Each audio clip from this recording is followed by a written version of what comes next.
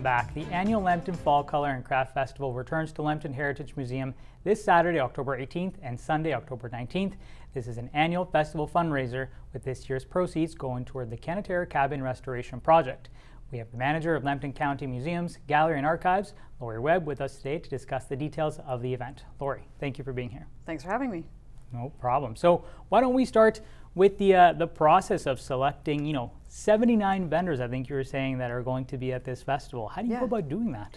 Yeah, so the craft festival is a juried show, so people have to submit an application and give us examples of their work that we can look at, and then staff go through and select the vendors that we will be featuring in the show, and they try to make sure that they have a mix of different types of artisans in the show, so that you're not overloaded with one type of artisan.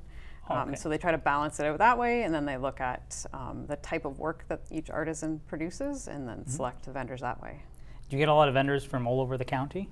Yeah, they actually come from all over the province. Even better. Yeah. So we have vendors definitely from all over the county, but there's definitely vendors from London, Oakville, Pickering, Bayfield, Zurich. So they come from all over the place for our craft show. And roughly how many people are attending this festival like in previous years? In previous years, we get between 3,500 and 4,500 people out over the course of the weekend, browsing and shopping and picking up.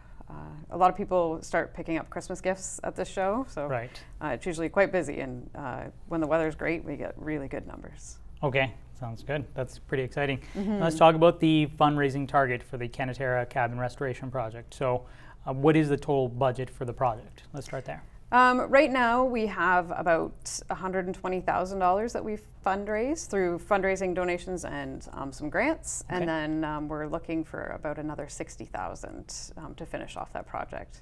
Okay. The craft show usually brings in between $20,000 and $25,000, so that'll help get us there.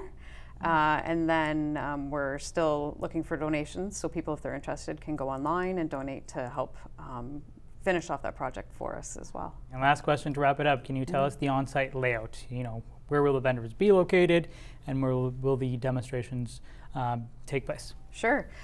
So the vendors are located in the area behind the museum. So when people come to the show, they'll be going to the back of the building. There's a gate back there, and you'll be able to see people lined up there to get in. So they'll be going to the back of the building to enter the craft sale. And then the vendors are set up both outside on the walking trails that we have there, but then also in two of our larger display buildings as well. We kind of move some artifacts out of the way and have vendors in there as well.